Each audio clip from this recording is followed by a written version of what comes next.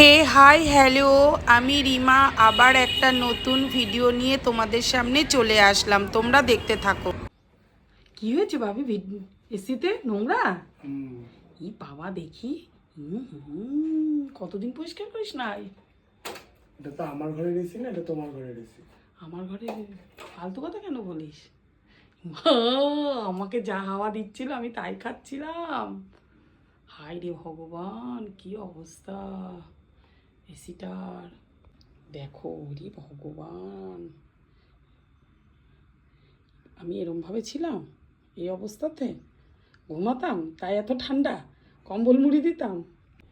এবার শুকিয়ে গেছে, দেখো কত সুন্দর পরিষ্কার করেছে। এবার লাগানো হবে।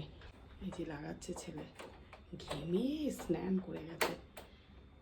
তো এই যে প্লেন খাবার দেখো, ভাত আছে, একটা মাছ ভাজা, একটা কাঁচা পেঁয়াজ আর একটু আলু পেঁয়াজ ভাজা, আর পাতলা করে কাটাপোনা মাছের ঝোল।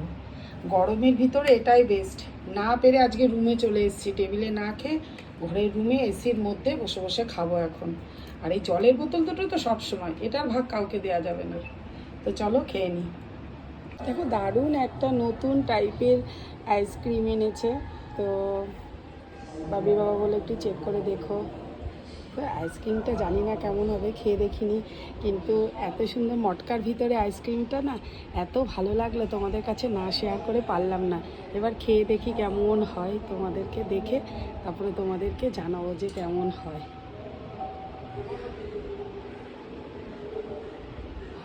তো ছেলে এখানে সিনেমাটা একটা মুভি দেখতে দেখতে আইসক্রিমটা খাবে বলছে। তো এরকম ছেলে মুভি দেখছে, এখন আইসক্রিমটা খাওয়া হবে। দেখি আইসক্রিমটা কেমন খেতে লাগে। একবারই খুলে দেখ তো আইসক্রিমটা কেমন লাগে। দেখতে তো দারুণ লাগছে বন্ধুরা, জানি না খেতে কেমন লাগবে। খেতে কেমন লাগছে? খেতে কেমন লাগছে? খেতে কেমন লাগছে? ভালো লাগছে? তো আইসক্রিমটা আমিও খেয়ে দেখি। ছেলে তো বললো খুবই ভালো লেগেছে মা, এবার আমি খেয়ে দেখি কেমন লাগে। দারুণ দারুণ ছিল, দারুণ দারুণ আইসক্রিমটা দারুণ ছিল।